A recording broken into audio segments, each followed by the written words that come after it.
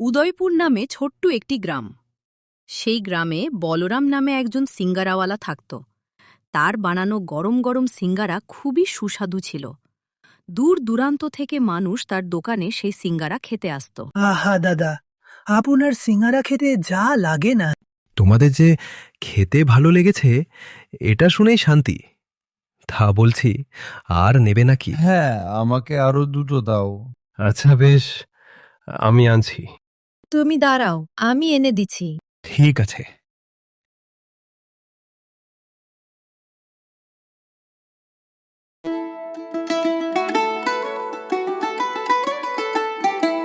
দাদা, কত হলো গো আমার? 15 টাকা হয়েছে আপনার। সে কি বলছো দাদা, মাত্র 15 টাকা? না, আমরা তো ভাবলাম 30-40 টাকা হবে। তুমি তো বলছো 15 টাকা।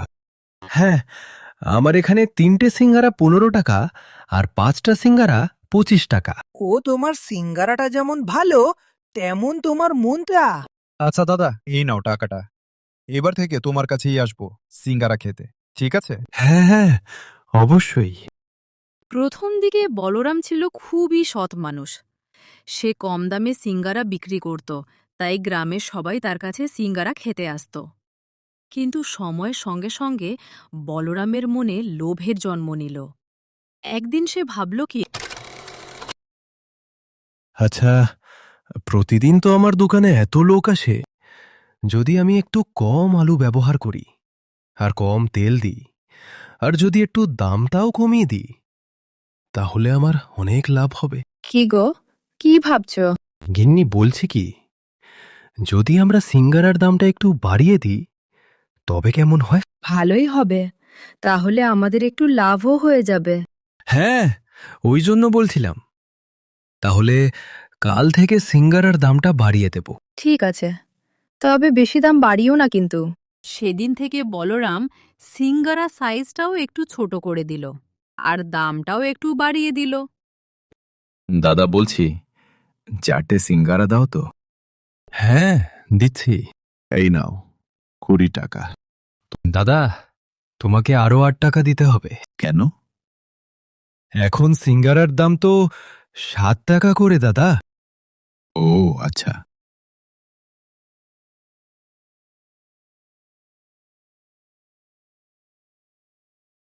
কি দাদা, সিঙ্গারার দাম নাকি বাড়িয়ে দিয়েছ?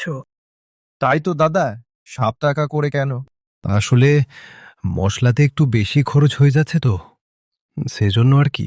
ও আচ্ছা, তাহলে দাও তাড়াতাড়ি 4টে সিঙ্গারা, এমনিতেও অনেক খিদে পেয়েছে। তারপর থেকে বলরাম অনেক লাভ করতে থাকলে। তাই একদিন রাতে আহা গিন্নি, কি ফন্দিটাই না এঁটেছি। এখন আগের থেকে দ্বিগুণ লাভ হচ্ছে। শোনো, বেশি লাভ কিন্তু ভালো না। তুমি সিঙ্গারার দাম বাড়িয়েছ তো ভালো কথা, কিন্তু তুমি সাইজ কেন ছোট করলে? এতে তো লোক ঠকানো হবে। আরে কিছুই হবে না, কেউ কিছুই বুঝতে পারবে না। এটা তোমার মনে হচ্ছে, কিন্তু যারা প্রতিদিন খায় তারা তো ঠিকই বুঝে যাবে তখন। তুমি এসব বোঝো না, ব্যবসা করতে গেলে একটু চালাকি করতে হয়। এইভাবে 1 মাস কেটে গেল। একদিন গোপাল নামে এক কৃষক বলরামের দোকানে সিঙ্গারা কিনতে গেল। সিঙ্গারা হাতে নিয়ে অবাক হয়ে বলল, বলরাম, তুই তো আগে অনেক বড় বড় সিঙ্গারা বানাতিস, এখনো তো ছোট হলো কেন? কোথায় ছোট? একই তো আছে। এটাকে তুই একই বলছিস?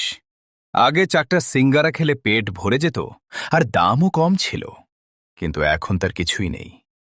তুই যেমন সিঙ্গারার দামটা বাড়িয়েছিস, তেমন সাইজে ছোট করেছিস। খেতে হলে খাও, না হলে যাও, অত যাচাই করতে হবে না তোমার। এটা কিন্তু তুই ঠিক করছিস না।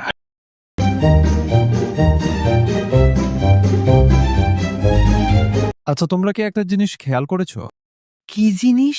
আমরা যে বলরামের দোকান থেকে সিঙ্গারা খেতাম, সেই সিঙ্গারা এখন ছোট করে দিয়েছে, আর তার উপরে আবার দামও বাড়িয়ে দিয়েছে। হ্যাঁ রে, আগে 4টে সিঙ্গারা খেলেই পেট পুরো ভরে যেত, আর এখন 5টা 6টাতেও কিছু হয় না। হ্যাঁ রে, তোদেরও এটা মনে হয়? আমি তো ভাবতাম আমার হয়তো খাওয়া বেড়ে গেছে, ওই জন্যই 6টা সিঙ্গারাতেও কিছু হয় না। আরে গোপাল দাদা, এদিকে আসো, এদিকে আসো, শুনে যাও। কোথায় গেছিলে? ওই বলরামের দোকান থেকে আসলাম। কি সিঙ্গারা খেতে? আর বলিস না, যা লোক ঠকানো কাজ শুরু করেছে। বলরাম সিঙ্গারার সাইজগুলো একদম ছোট ছোট করে দিয়েছে। আমি ভাবছি কি আমি নতুন করে একটা সিঙ্গারার দোকান খুলব।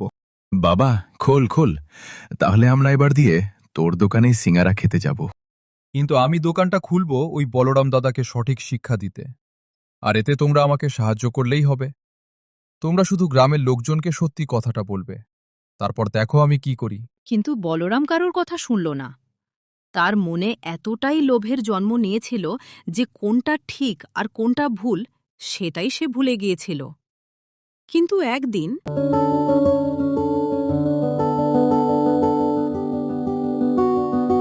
আসুন আসুন, খেয়ে যান নরম নরম গরম গরম সিঙ্গারা দুটো।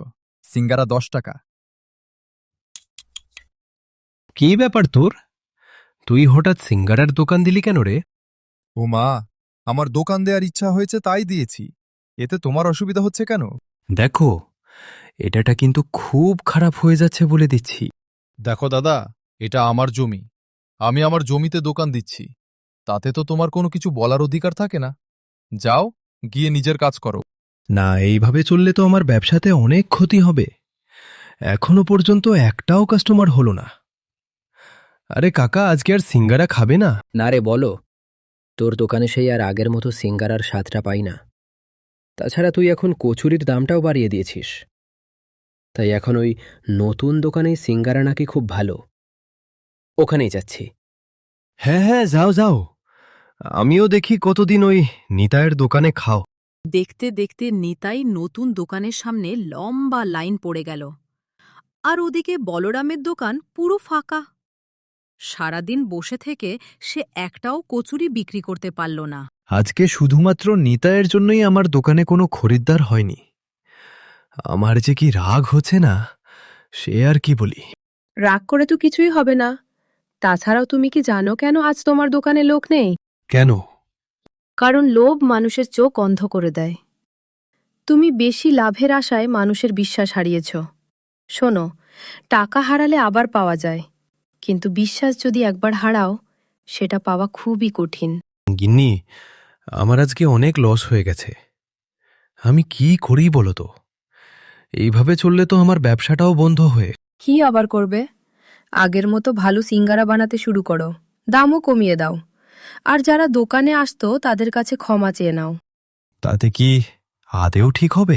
ঠিক হতে তো সময় লাগবে, কারণ তুমি যে মানুষের বিশ্বাস হারিয়েছ, আর সেটা পেতে যে তোমার সময় লাগবেই। আর তারপর দেখবে সব ঠিক হয়ে যাবে আস্তে আস্তে। ঠিক বলেছ গিন্নি। আমি কালকেই সবার কাছে ক্ষমা চাইব আর আবারও আগের মতোই ব্যবসাটা করব। প্রথমে মানুষ তাকে বিশ্বাস করেনি, কিন্তু কয়েক মাস ধরে তার সততা দেখে গ্রামের লোকজন আবার তার দোকানে আসতে শুরু করল। ধীরে ধীরে বলরামের ব্যবসা আগের মতো জমে উঠল, কারণ সে বুঝতে পেরেছিল অতিরিক্ত লোভ সাময়িক লাভ দিলেও শেষ পর্যন্ত ক্ষতি ডেকে আনে। আমি নিজের ভুলটা বুঝতে পেরেছি, আর এটাও বুঝেছি যে লোভে পাপ, পাপে সর্বনাশ। সততা ও বিশ্বাসী ব্যবসার আসল সম্পদ। আর এটাই আপনারাও মনে রাখবেন।